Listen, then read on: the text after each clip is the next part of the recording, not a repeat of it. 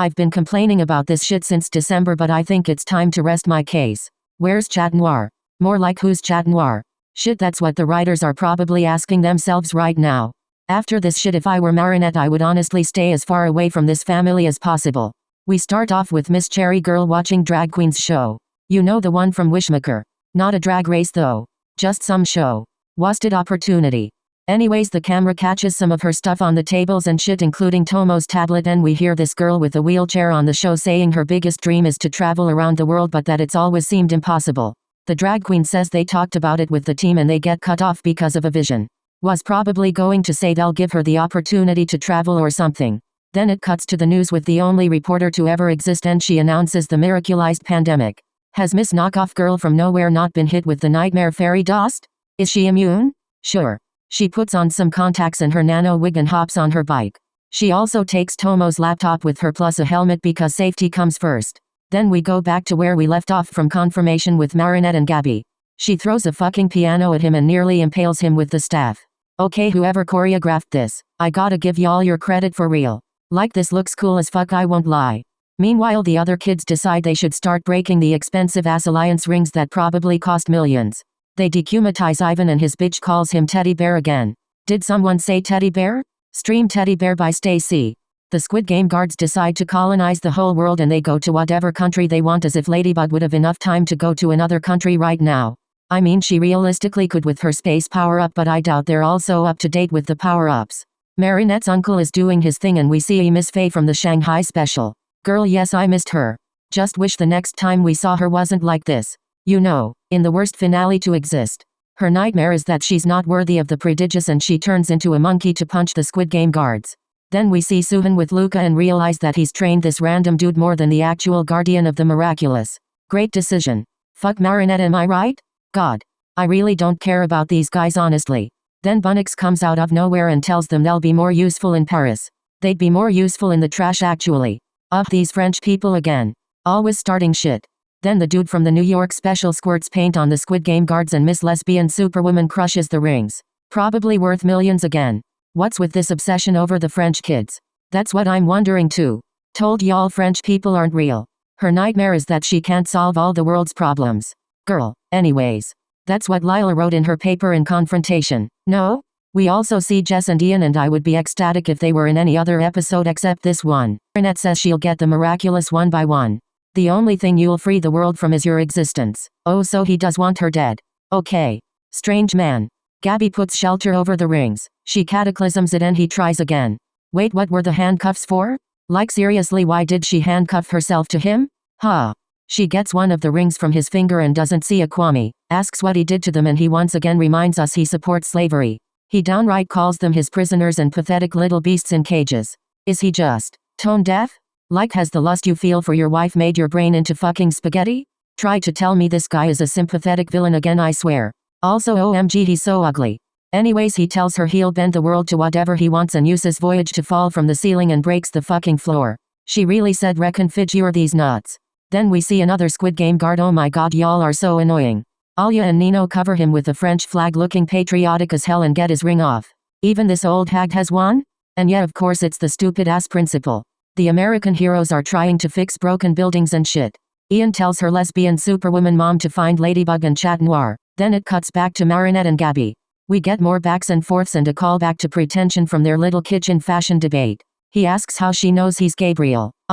Is he like stupid? Why the fuck would you be in Gabriel Agreste's house if you're not him, girl? Oh, he's stupid. Now she has him on a leash but can't cataclysm him because he's invulnerable. She gets another vision and he unties himself easy. She cataclysms the fucking ground and they fall to the basement. Oh, hold on now. More Squid Game guards chase scenes, yet I don't care. Tell me why I thought the crocodile was Faye at first. Luca and Julika reunion moment, United Heroes blah blah. Suhan asks Miss Lesbian Superwoman how she resists the nightmares and she says she is the nightmare.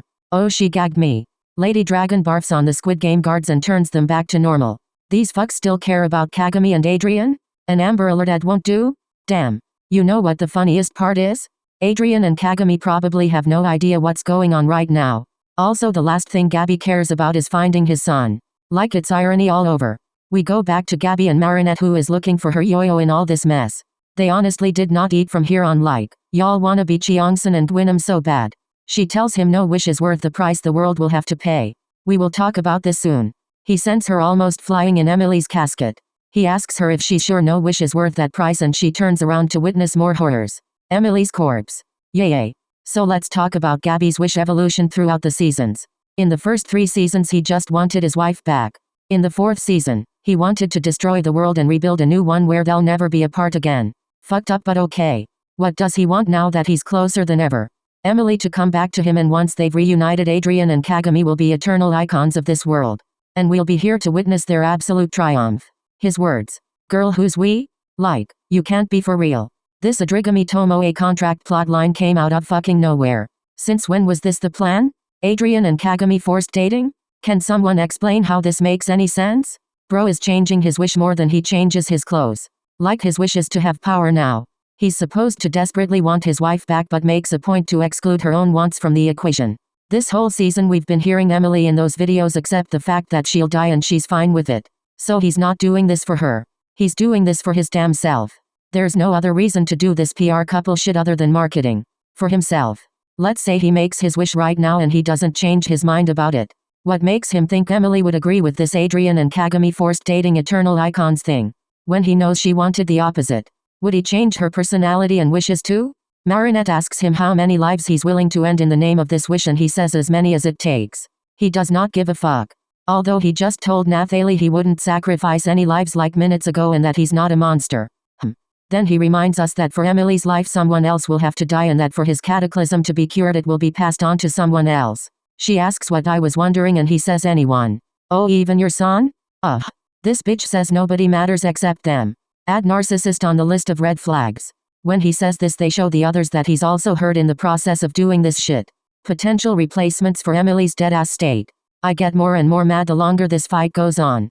He then taunts her asking if she would sacrifice her life for Adrian's happiness, and she tells him Adrian wouldn't want to see his father do this. Gabby thinks Adrian would love this and would do the same. Guys, don't blame him for thinking this. Most of the time he forgets he even has a son. Marinette tells Gabbage that Adrian is not living in the past unlike him and has made peace with the fact that Emily is dead. Honestly, her speech gave me chills, I can't lie. I mean, yes, it's the shit he already knows but is hiding from, but someone needed to tell him anyway. Just to sum up his madness and the fact that he does not care about his son's happiness. Marinette thanks for confirming that Gabby is doing this for himself. No more sympathetic villain allegations. Meanwhile, knockoff girl from nowhere gets in through hacking the laptop or something. Wasn't that to control the police robots? Whatever. And she watches the rest of the fight with us front row VIP seats. Marinette manages to get some of the miraculous rings and the butterfly brooch falls in the water. And at the end we see that it disappeared from there because knockoff girl from nowhere has it. Did she fish it out from above while these two were busy talking shit? Did it drag itself all the way to her feet? Did she stick a magnet to it somehow to get it up there? Honestly, this is the stupidest, most forced way they could have given Lila the butterfly miraculous. Lazy fucking writing. She didn't do shit to get it. None of the information she had on Gabriel helped with this, so her plan in Revelation was pointless here. Like she just happened to be there in time to witness this and the miraculous just went to her. So yes, that's the end of the episode. Thanks for watching. Oh, you fucking wish. You know what's more stupid? What happens next? Marinette thinks now would be a great time to repeat what she did in Destruction instead of just taking the damn miraculous back and ending his ass. Like, I can't make this up, y'all. Is she stupid on purpose? Don't tell us what you're going to do to defeat him for good. Just fucking do it. Do it. Stop taking. Never talk again, just do it and we'll understand what you're doing. No, you can't fix him. Bitch, he just threatened to exchange your life for his wife's and you think you can have your little I can fix him moment? Marinette. You just listed everything Gabby did in the past few episodes to abuse Adrian and now you think he's doing this for his happiness? Are you brainwashed? What the fuck are you talking about? This cunt is doing everything for himself, not for his son. Is your brain mosh?